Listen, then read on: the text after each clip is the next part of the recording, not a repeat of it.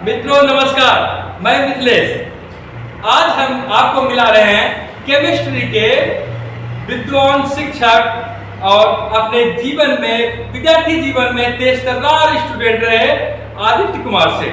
हम जानते हैं कि केमिस्ट्री क्या चीज होती है, केमिस्ट्री में क्या बच्चे पढ़कर क्या कर सकते हैं, उनमें करियर की क्या संभावनाएं होती है। इन सब बातों को लेकर हम आज आपको मिला रहे हैं आदित्य कुमार से।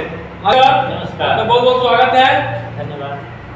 जब बोले आदित्य कुमार तो दोनों लोग केमिस्ट्री से आम लोग कैसे जुड़ा हुआ है, सर इस संदर्भ में बंद करिए आपसे कुछ जानना चाहें।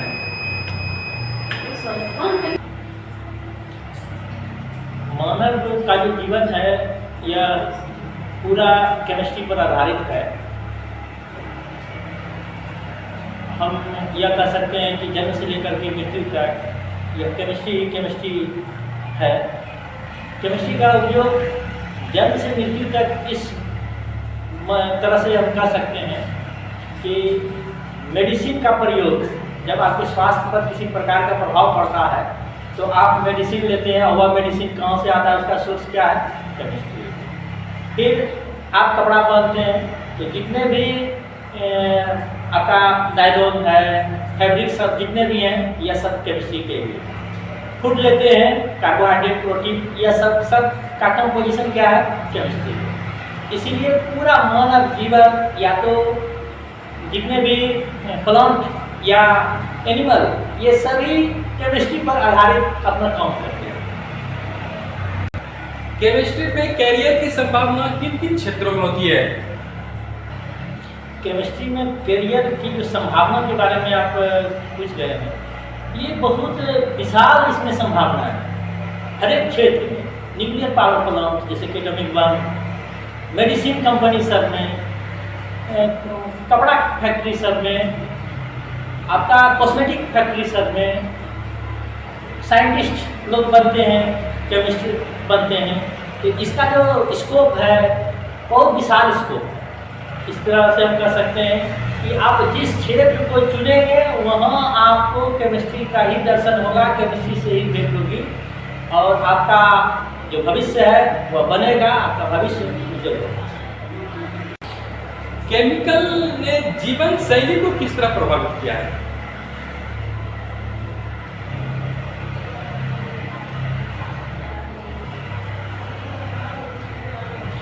केमिकल ने जीवन शैली को दो तरह से प्रभावित किया है। एक आप उसको बोल सकते हैं या कह सकते हैं कि आपको लाभ भी पहुंचाया है, दूसरे क्षेत्र से नुकसान भी पहुंचाया है। हम आपको उदाहरण दे सकते हैं, जैसे कि पहले खेत में मैन्योर का उपयोग किया जाता था और उससे प्रोडक्शन जो होता था वो कम होता था, लेकिन आज जो फर्टिलाइजर का उपयोग करने लगा उससे प्रोडक्शन बढ़ने लगा। जनसंख्या दिन प्रतिदिन बढ़ते जाती है देश की, विश्व की, लेकिन जमीन तो नहीं बढ़ रही है। फर्टिलाइजर का उपयोग करके प्रोडक्शन बढ़ाया जा रहा है। इस क्षेत्र में केमिकल क्या हो गया, ये हमको लाभ हो गया। अब हानि क्या है कि जैसे हम केमिकल का उपयोग करते हैं, वर्षा के दिन में पानी वह बह करके नदी में चला जाता है। नदी के द्वारा फिर उसका जब हम लोग पानी के पीने में उपयोग करते हैं तो वो हमारे शरीर में वो नुकसान पहुंचाता है। इस तरह से यह एक उदाहरण देकर के हम आपको बता रहे हैं कि लाभ भी है और नुकसान भी है। इस तरह से अनेकों उदाहरण आपके सामने में मिलेगा या फिर हम उदाहरण दे सकते हैं। बोलिए। केमिकल के दुष्प्रभाव से कैसे बचा जा सकता है? केमिकल के दुष्प्रभाव से हमारे जो देश है भारत, यह तो आयुर्वेद, पहले तो आयुर्वेद का प्रचलन था, अभी भी है। जितना अधिक से अधिक हो सकता है आप नेचर का बनाया हुआ चीज को पकड़िए। चाहे आप जिस सोर्स में आप नेचर का बनाया हुआ चीज को पकड़ना चाह रहे हैं। हम इसके पहले बताया कि मैन्योर के बारे में, कंपोस्ट के बारे में, तो कंपोस्ट का ही प्रयोग करें खेत में तो ज़्यादा बेहतर है। इससे आपको नुकसान कम होगा। अच्छा, फिर यदि आपका तबीयत खराब हो जाता है तो आप तुरंत क्या करने लगते हैं, एलोपैथ का दवाई लेने लगते हैं। तो वो केमिकल कंपोजिशन से बना हुआ चीज़ है और आप उसके बदले में नेचुरल तरीके से आप स्वस्थ हो सकते हैं। जैसे सर्दी खांसी, किन्हीं लोगों को सर्दी खांसी हो जाती है तो आदि का, गोलमरीच का, तुलसी पत्ता का, हल्दी का, इसमें की यह सब में भी तो आपका एंटीबायोटिक मिलता है, इससे भी स्वस्थ होते हैं। और इसका फायदा क्या होता है कि यह साइड इफेक्ट नहीं देता है। और जो भी एलोपैथिक दवाई लेते हैं, केमिकल से जो बने हुए दवाई होते हैं, उसमें साइड इफेक्ट होता है। एक रोग को तो ठीक करता है लेकिन वह दूसरे रोग को भी क्रिएट कर देता है। इसलिए नेचर का जो चीज़ है उसी को आप एडॉप्ट कीजिए, ज़्यादा बेहतर है। जैविक खेती की आजकल बहुत धूम मची हुई है। एक गरीब किसान, एक निरक्षर किसान जैविक खेती को नहीं समझता है। आप इसके बारे में समझाएं। जैविक खेती यह कोई पुरानी खेती नहीं है, यह पहले भी खेती किया जाता था जैविक माध्यम से, तरीके से। आजकल किसान जैविक का मीनिंग को नहीं समझ पा रहे हैं। जैसे पहले भी केचुआ से खाद बनाया जाता था, तो वह भी एक जैविक खेती है। लेकिन अभी जो फर्टिलाइजर का ज़माना जो आ गया तो वो पुराने चीज़ को भूल गया है लोग, क्योंकि किसान तो नए हो रहे हैं तैयार। इसीलिए वो जैविक खेती के बारे में अब जो है उनको लग रहा है क्या कि नया है, लेकिन यह नया नहीं है। पहले भी लोग क्या करते थे, वो जो केचुआ होता है, केचुआ से आपका खाद तैयार होता था, उसको खेत में देते थे। अब इसी के जगह पर फर्टिलाइजर, यूरिया, DAP ये सब जो है ये देने लगे। किसान को नया जो जनरेशन के जो किसान है उनको लगता है क्या कि ये खेती तो बड़ा कुछ लगता है कि दूसरा खेती है, लेकिन यह तो पुरानी है। आप शिक्षक हैं, शिक्षक बनने की प्रेरणा आपके मन में कैसे आई? शिक्षक बनने की प्रेरणा, ये जो प्रेरणा की बात है, यह हमको लगता है कि मेरे अंदर में यह लगता था कि शिक्षक का ही पेशा है जो कि संपूर्ण ज्ञान को संग्रहित करके रख सकता है, और कोई दूसरा पेशा में जाने के बाद संग्रहित ज्ञान को ज़्यादा दिन तक नहीं रख सकता है। इस ख्याल से हमको लगा कि शिक्षक बनना चाहिए, ताकि हर एक क्षेत्र का नॉलेज को वो संग्रहित करके रखता है। इसी से हम प्रेरणा या प्रेरित हुए कि मतलब शिक्षक बनेंगे तो नॉलेज अपडेट हो जाएगा। इसी से हम समाज के निर्माण में शिक्षकों की भूमिका को किस रूप में देखते हैं आप? देखिए, शिक्षक कहता है कि राष्ट्र के निर्माता होते हैं, और शिक्षक मार्गदर्शक तो होते ही हैं, आपका मार्गदर्शन करने वाले होते हैं। एक यदि हम उदाहरण दें तो थोड़ा वीडियो लंबा हो जाएगा, उदाहरण नहीं देंगे, उदाहरण नहीं देना चाहेंगे। आपका एक बार फिर से सवाल जवाब दोहराया जाए। समाज के निर्माण में शिक्षकों की क्या भूमिका होती है? समाज के निर्माण में शिक्षकों की भूमिका, आप मॉरल साइंस से आप स्टार्ट करते हैं बात को पढ़ाना कि बड़ों के साथ कैसा व्यवहार करना चाहिए। यह बच्चा कहाँ सीखेगा? स्कूल में जाकर के शिक्षक ही बता सकते हैं। समाज में जो विकृति है उसको शिक्षक ही सुझाव दे करके समाधान कर सकते हैं। अभी जो स्थिति बदल रही है वह आपको लगता होगा कि पुराने ज़माने में इस तरह से होता था, अभी लेकिन उस तरह का संस्कार नहीं दिया जा रहा है। तो कुछ ऑनलाइन का जो व्यवस्था है वहाँ पर नहीं दिया जा रहा है, केवल आपका सब्जेक्ट का कंटेंट को ही बताया जाता है, और जो संस्कार से संबंधित बात होती है यह टीचर ऑनलाइन क्लास में तो बताते नहीं हैं। ऑफलाइन क्लास में जैसे कि स्कूल हुआ, कॉलेज हुआ, ये सब में कुछ मिनट या कुछ घंटे, एक आध पीरियड में इस तरह की शिक्षा दे करके समाज को व्यवस्थित किया जाता है या फिर सुधार सकते हैं। वर्तमान की शिक्षा व्यवस्था से क्या आप खुश हैं?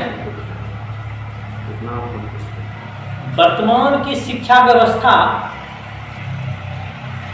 से तो खुश उतना नहीं है जितना होना चाहिए, क्योंकि अभी के समय में ज़्यादा बेरोजगारी हो गई है और शिक्षा का मेरे ख्याल से मुख्य उद्देश्य होना चाहिए आपका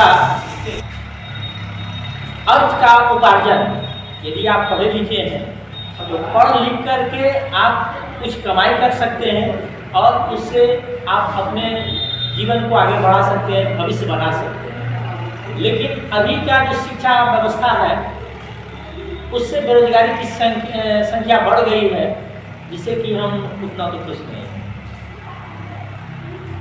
आज के बच्चे शिक्षित हो रहे हैं, वैज्ञानिक तरीके से एजुकेशन ले भी रहे हैं, लेकिन वो व्यवहारिक नहीं बन पा रहे हैं। ऐसे में क्या करना चाहिए? एक शिक्षक के रूप में और एक अभिभावक के रूप में आप क्या संदेश देना चाहेंगे? देखिए, हम पहले कहे कि मॉरल शिक्षा का पतन हो गया, नैतिक शिक्षा का पतन हो गया, चाहे विद्यालय में हो चाहे घर परिवार में हो। आजकल केवल इस चीज पर फोकस करते हैं लोग कि नंबर अधिक से अधिक कैसे आता है।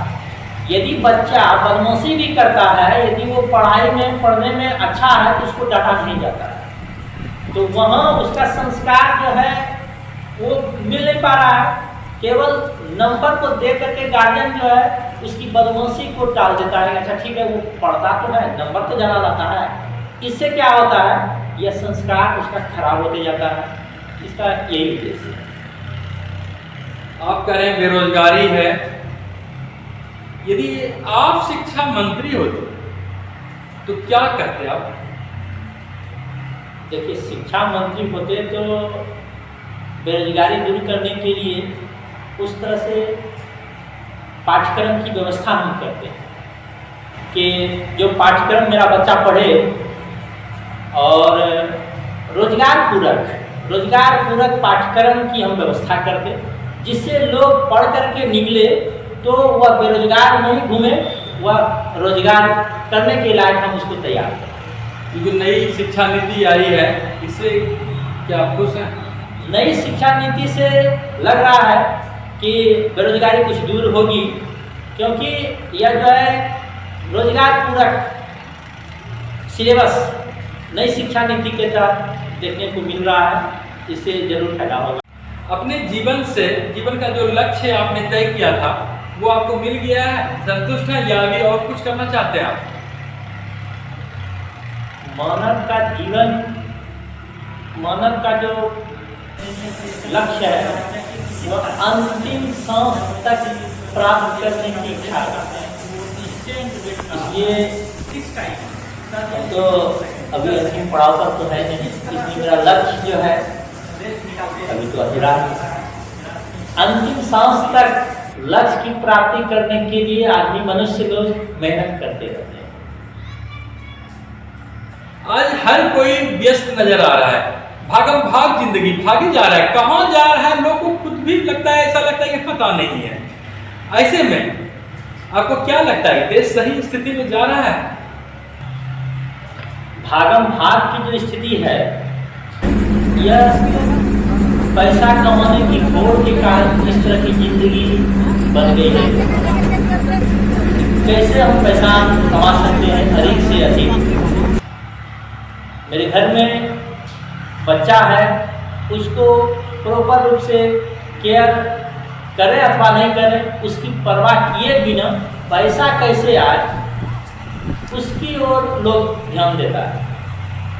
पहले के समय में केवल पुरुष या महिला दो में कोई एक पैसा कमाता था, जिससे कि भरण पोषण में उसको सपोर्ट मिलता था। लेकिन अभी की स्थिति क्या है कि दूसरे लोगों को देख करके कि नहीं, दूसरे लोगों के पास इतना पैसा है, इतना धन संपत्ति है, तो हमको कम क्यों है। तो दोनों मिलकर के यदि कमाएंगे पैसा ज़्यादा होगा, धन की वृद्धि होगी। इससे क्या होता है कि परिवार बर्बाद होते जाता है। और धन के लालच में भागम भाग का स्थिति बढ़ते जाता है, बढ़ते जाता है। आप कह रहे हैं कि एक आदमी कमाएगा तो हो जाएगा, लेकिन आज की तारीख में यदि विकसित होने का पैमाना देखें तो या विकसित हो देश को लें, आप अमेरिका को लें, तो वहां तो हर कोई कमाने में व्यस्त है, पति हो पत्नी हो, यहाँ तक कि कम उम्र से कमाना शुरू कर देते हैं। ऐसे में आप क्या कहेंगे, कभी अपना देश विकसित बन पाएगा? विकसित की जो बात कर रहे हैं, आर्थिक रूप से विकसित होना विकसित नहीं कहा जाता है। अब विकसित जो है वह व्यापक परिभाषा है उसकी, जैसे मानसिक का विकास, शारीरिक का विकास। ठीक है, आप कहते हैं कि आर्थिक विकास अमेरिका का हो गया है, लेकिन विकास हर एक मामले में होना चाहिए, मन का, तन का, धन का, तब विकास कर सकते हैं। यह नहीं कि केवल हम धन से संपन्न हैं और शरीर में बहुत तरह की बीमारी है तो क्या आप धनी आदमी हैं, आपको पैसा किस काम में आएगा? तो अमेरिका धनी है, भारत गरीब है, यह तुलना केवल पैसे से, अर्थ से नहीं कर सकते। और जब तुलना किया जाए तो पूरा ऑल राउंड जो डेवलपमेंट का आज की तारीख में वैज्ञानिक विकास को आप आवश्यक समझते हैं या नहीं? हाँ, तो क्या बिना आर्थिक शक्ति के आप वैज्ञानिक विकास कर सकते हैं? नहीं, किसी भी विकास में पैसे का योगदान होता है। पैसे के बिना काम नहीं चल सकता। लेकिन वैज्ञानिक जो वैज्ञानिक विकास हुआ है, इससे तो हम सहमत हैं कि यह पूरे मानव जीवन को यह बदल दिया। वैज्ञानिक विकास बहुत हुआ है। ऐसे में यदि आपके यहाँ व्यक्ति की आय कम रहेगी तो आपका राष्ट्र मजबूत कैसे होगा? व्यक्ति की आय के मामले में हम कभी ऑब्जेक्शन नहीं किए हैं कि हम आपको विकास का परिभाषा के बारे में बताए कि अर्थ मतलब अर्थ धन के हिसाब से केवल विकास नहीं कहा जाए, मानसिक विकास भी होना चाहिए, शारीरिक विकास भी होना चाहिए। हम सबों को लेकर के हम विकास के बारे में बता रहे हैं। और जहाँ तक वैज्ञानिक विकास की बात है तो पैसे की जरूरत है। अभी हम आपको थोड़ा उदाहरण देते हैं कि पहले मोबाइल सेट मिलता था नोकिया का 3000 4000, जो कि अभी क्या मिलने लगा 500 रुपया। बातचीत तो कर ही सकते हैं, वीडियो कॉलिंग नहीं कर सकते थे। 50,000 60,000 लाख रुपया तक में मोबाइल आता था, अभी क्या है 10,000 तक में तो आ गया। लोगों की आमदनी भी बढ़ी है। अच्छा, इच्छा को कम करके यदि कम करे तो जो वैज्ञानिक खोज है उसका आप उपभोग कर सकते हैं, यह कोई बड़ी बात नहीं। इस विकास में अपनी संस्कृति को आप कहाँ पाते हैं? भारतीय संस्कृति को किस संदर्भ में आप देखते हैं? भारतीय संस्कृति का वर्तमान में ह्रास हुआ है। भारतीय संस्कृति का ह्रास इस मामले में हुआ कि बहुत सारे ऐसे बोर्ड हैं जहां की संस्कृत का सिलेबस का लोप हो गया। संस्कृत जो है वह वेद है और वेद ही हमको संस्कार सिखाता है। तो संस्कृत का जो शिक्षा का जो लोप हुआ है उसी का यह प्रभाव है। आपकी संस्कृति बर्बाद हो रही है, आप वैज्ञानिक विकास नहीं कर पा रहे हैं, आपकी आय क्षमता कम है। ऐसे में राष्ट्र की स्थिति क्या होगी? वैज्ञानिक विकास तो कर ही रहे हैं, यह तो कहाँ कह रहे हैं कि वैज्ञानिक विकास नहीं कर रहे हैं। वैज्ञानिक विकास तो हो ही रहा है। वैज्ञानिक विकास नहीं होता तो आज यहाँ पर कोई बैठा है, अमेरिका में कोई बैठा है, हम उसको देख करके बातचीत करते हैं तो ये विकास कैसे नहीं हुआ है? विकास तो हुआ ही है। अभी के समय में यदि आपको यहाँ से दिल्ली जाना है तो हवाई जहाज की व्यवस्था है, तुरंत चला जाता है। आज से 100 साल 200 साल पहले की बात देखिए कि लोग नहीं जा पाता था। विकास तो वैज्ञानिक विकास हर एक क्षेत्र में हुआ है। चाहे हम खेती के मामले में ही ले सकते हैं, उत्तम बीज का खोज वैज्ञानिक आविष्कार ही तो है।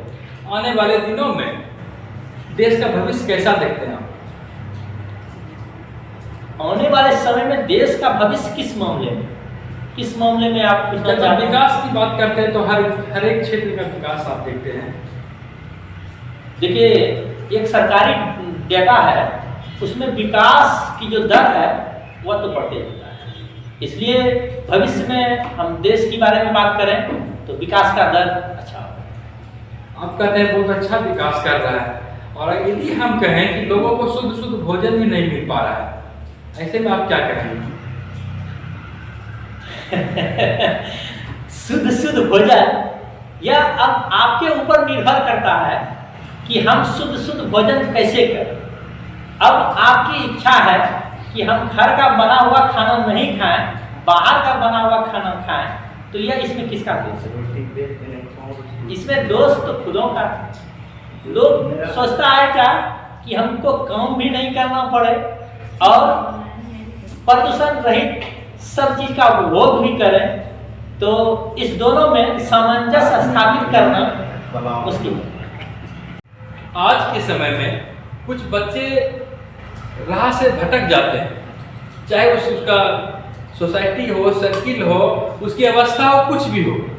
कुछ बच्चे ऐसे में उस बच्चे समेत तमाम बच्चों के लिए, तमाम छात्रों के लिए आपका क्या संदेश होगा? भटके हुए छात्रों के लिए संदेश,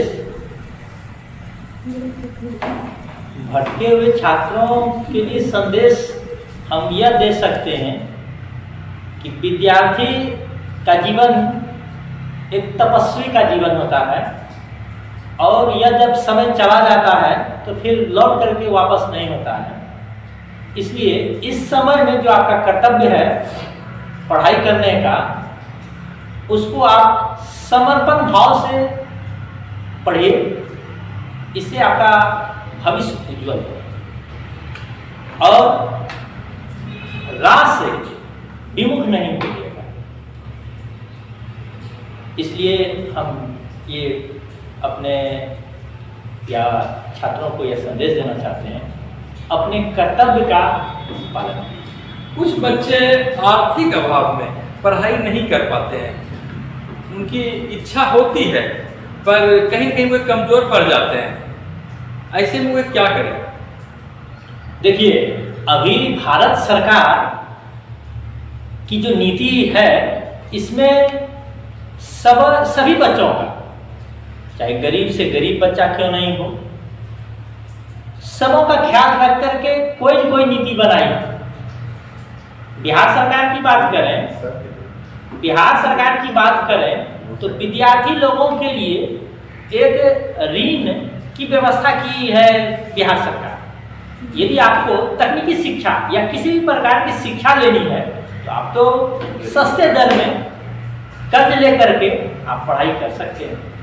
इसमें गरीब से गरीब बच्चे का भी उत्थान के बारे में सरकार सोच रही है, चाहे राज्य सरकार हो चाहे भारत सरकार। सर, आपने समय दिया, इसके लिए आपको बहुत बहुत धन्यवाद। धन्यवाद। नमस्कार।